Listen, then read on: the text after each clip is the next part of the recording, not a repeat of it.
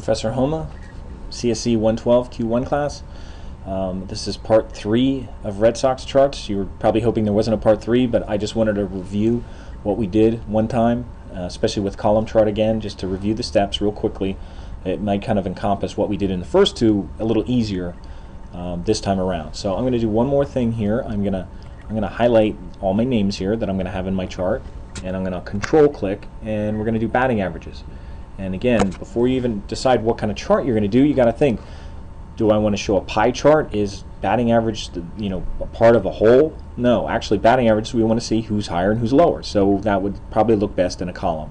So I'm going to go to my insert tab up top, and I'm going to choose column.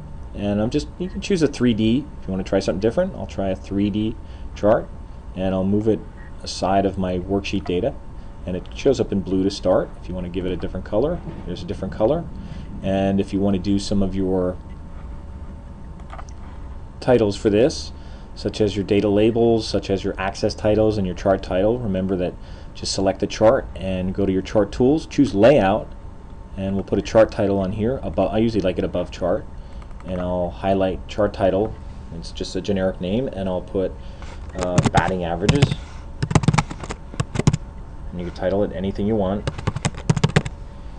And I'm also going to put some titles on my axes, or axes.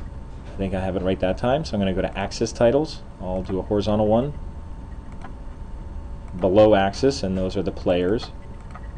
So I'll highlight where it says axis title, and I'll just put in players. You can adjust the font size and color and all this. And one more axis title on, I'll do the vertical one, rotate it, because I don't like it with vertical type, and I'll put batting average. Again, same thing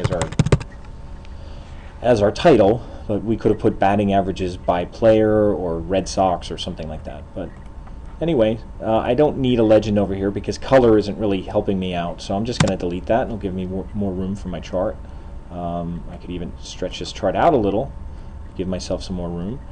And other things that I mentioned you could do to this is you can go to design and choose different styles. I know I did a black one last time, but you might want to be consistent. If you're doing a couple charts, you could keep them consistent in that way. But again, the process of doing this, once you know the data that you want to show in a visual way, and you know how you want to show it, it takes a little thinking. If when you have multiple data coming out, sometimes it's easier just to do one at a time. Batting averages, player, that's easy data to show in a chart, and it's nice to show that. Now obviously people do that for sales and all kinds of things, but I'm hoping that just doing this with an exercise that we worked with will help you just get the idea, and that it's really not that hard to do it in Excel. You just select your cells and you go insert chart, and if you mess it up, you could go back and just delete your chart and just do it over again.